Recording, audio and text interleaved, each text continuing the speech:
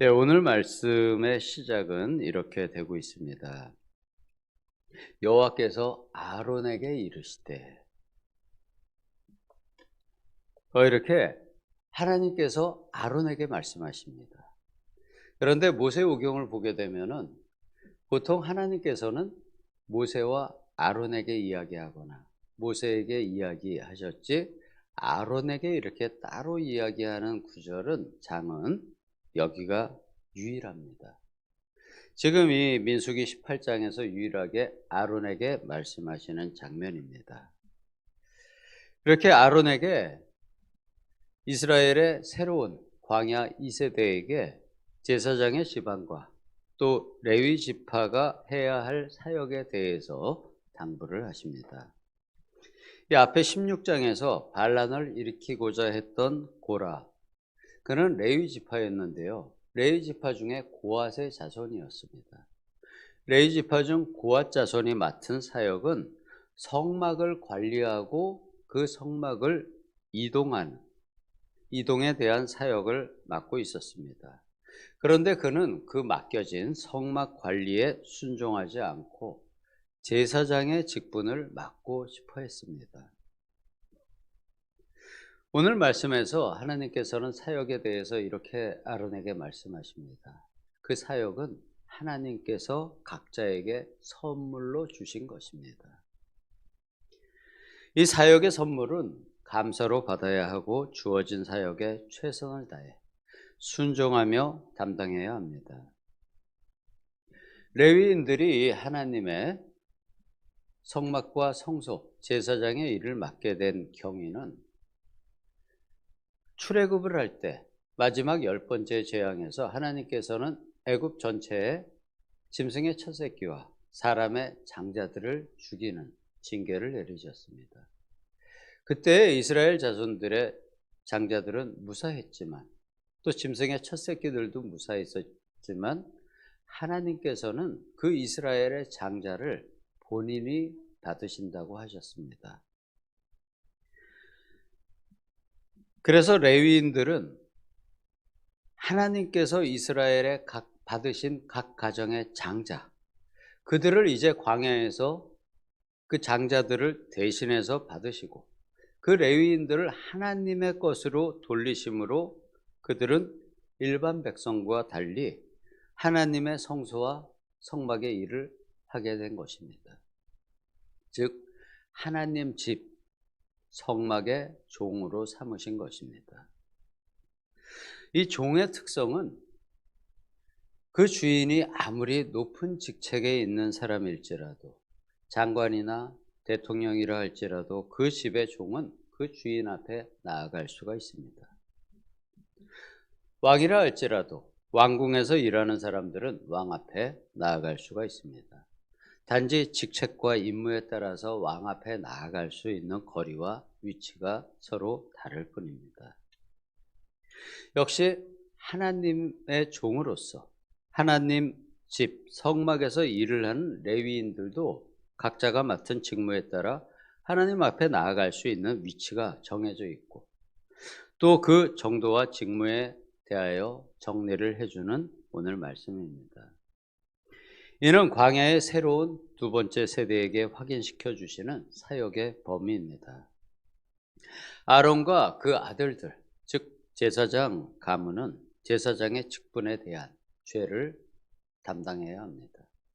자신이 지은 죄이든 아니면 다른 사람, 레위인이 혹시 제사에 관한 죄를 지었더라도 그것은 제사장 가문에서 아론과 아론의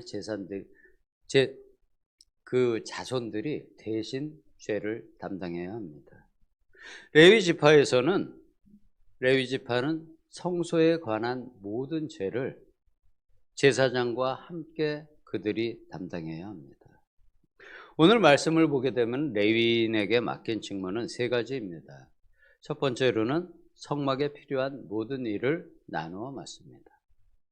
그리고 두 번째로 성소를 부정한 모든 사람으로부터 그 성소를 잘 보존해야 합니다.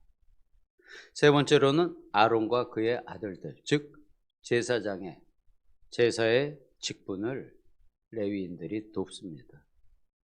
이것이 구약의 레위인들에게 맡겨진 사역입니다. 이것은 구약의 율법에 해당이 되죠. 그러면은 현대의 성도들, 즉 신약의 성도들인 우리들에게 하나님께 맡기신 사역은 무엇일까요? 한번 고민해 보신 일이 있으신가요? 하나님께서는 우리들에게는 과연 어떠한 사역을 맡기셨을까요? 이 신약의 성도들에게 맡기신 사역에 대해서 신약 성경의 여러 군데에서 나오지만 오늘 제가 대표적으로 이야기 드릴 구절은 베드로전서 2장 9절입니다. 이 베드로전서 2장 9절에 의하면 우리에게 맡기신 하나님의 사역은 왕 같은 제사장입니다. 제가 한번 읽어드리도록 하겠습니다. 오직 너희는 택하신 족속이요 왕 같은 제사장이요 거룩한 나라요 그의 소유된 백성이니. 우리를 택하신 족속으로 부르셨습니다. 그리고 왕 같은 제사장의 직무를 맡기셨습니다. 그리고 우리는 거룩한 하나님의 나라입니다. 그리고 하나님의 소유된 백성입니다. 이렇게 부르신 이유에 대해서는 이렇게 말씀하십니다. 이는 너희를 어두운 데서 불러내어 어두운 흑암의 세상에 있던 우리를 불러내셔서 그의 기이한 빛에 들어가게 하신 자의, 즉 하나님의 아름다운 덕을 선전하게 하려 하심이라. 선전하게, 즉 우리를 통해서 광고하게, 전도하게 하려 하심이라라고 우리의 사역에 대해서 말씀을 하십니다. 그런데 이 왕같은 제사장, 우리에게 제사장의 직분을 맡기셨는데 신약의 성도에게는 레위인과 제사장의 차이가 없습니다. 이제는 그 구약의 제사장과 레위인의 모든 구분으로부터 자유를 얻은 제사장들입니다. 우리 성도 한 사람 한 사람, 즉 우리 모두가 왕같은 제사장, 즉 대제사장의 직분을 행할 수가 있습니다. 그리고 행해야 합니다. 우리에게 맡기셨기 때문이죠. 대제사장의 역할은 한 나라, 그리고 한 나라의 모든 백성들의 죄를 담당하고 대속하는 직책입니다. 우리 개인 한 사람 한 사람, 한 성도들이 모두 한 민족, 한 나라 백성 모두의 죄를 담당할 수 있는 그러한 대제사장의 직분을 맡기신 것입니다. 조금 더 크게 보면 대제사장으로 우리에게 본이 되셨던 분이 있으시죠. 바로 그리스도이신 예수님이십니다. 예수님께서는 우리 인류의 모두의 죄를 담당하셨습니다. 나는 나의 십자가를 지고 예수님의 뒤를 따라서 나 역시 모든 인류의 죄를 내가 담당할 수가 있습니다. 할 수 있을 뿐만 아니라 그렇게 하라고 하나님께서 맡기신 직책입니다. 즉 인류가 짓는 모든 죄를 나 스스로 혼자서 감당할 수가 있는 것입니다.